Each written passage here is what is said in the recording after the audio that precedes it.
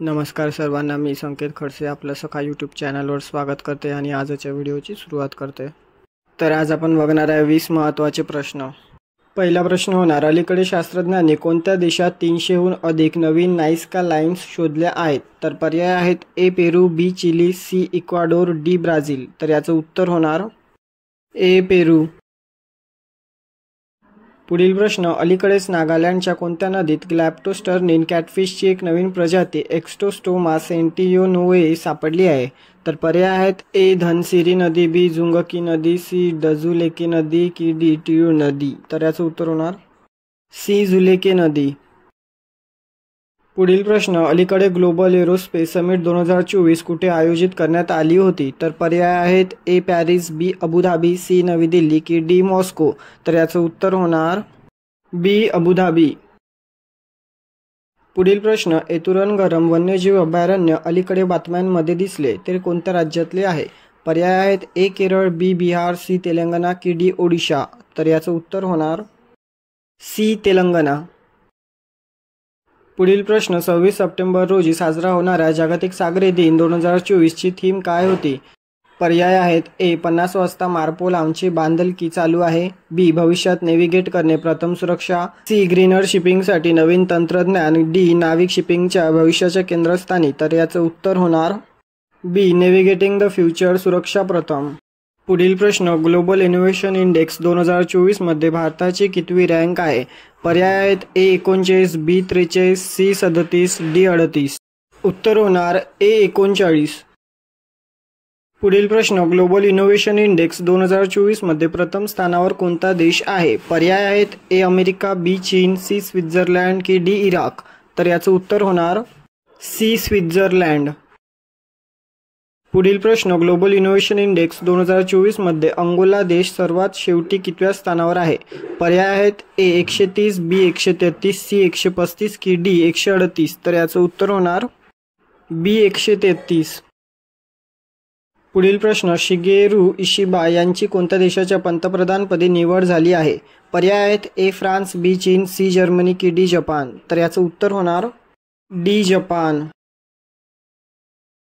पुढील प्रश्न, जागतिक रेबीज दिन कधी साजरा करण्यात येतो? पर्याय ए 29 सप्टेंबर, बी 27 सप्टेंबर, सी 28 सप्टेंबर की डी 26 सप्टेंबर। तर याचं उत्तर होणार सी 28 सप्टेंबर। पुढील प्रश्न, संसदेच्या संरक्षण समितीच्या अध्यक्षपदी कोणाची नियुक्ती करण्यात आली आहे? पर्याय ए राजनाथ सिंग, बी राधामोहन सिंग, सी अनुराग ठाकूर की डी नितीन गडकरी। तर याचं उत्तर होणार बी राधामोहन सिंग। पुढील प्रश्न, संसदेच्या परराष्ट्र समितीच्या अध्यक्षपदी कोणाची निवड करण्यात आली आहे?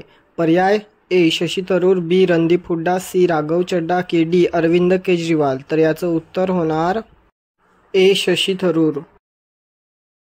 पुढील प्रश्न, खालीलपैकी कोणाच्या हस्ते 2 कॉम्प्युटिंग सिस्टम अर्का आणि अरुणिकाचे उद्घाटन करण्यात आले आहे? पर्याय आहेत ए अमित शाह, बी जगदीप धनखड, सी अश्विनी वैष्णव, डी नरेंद्र मोदी। तर याचं उत्तर होणार डी नरेंद्र मोदी।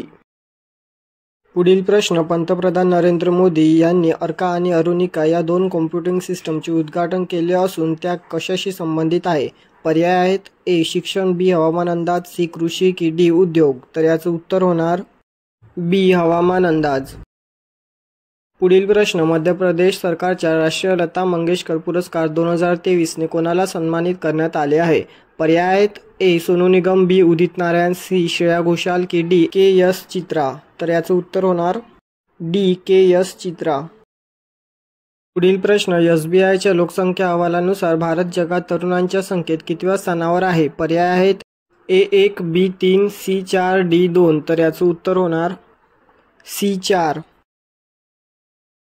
पुढील प्रश्न, SBIच्या लोकसंख्या अहवालानुसार जगात तरुणांच्या लोकसंख्येत कोणता देश जगात प्रथम स्थानावर आहे?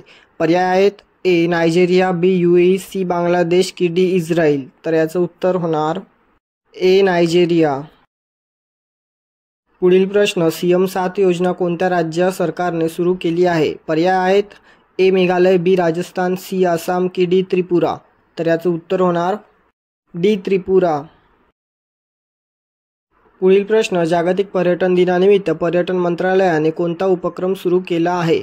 पर्याय आहेत ए पर्यटन भारत, बी पर्यटन मित्र आणि पर्यटन दीदी, सी पर्यटन इंडिया, डी शाश्वत पर्यटन. तर याचं उत्तर होणार बी पर्यटन मित्र आणि पर्यटन दीदी.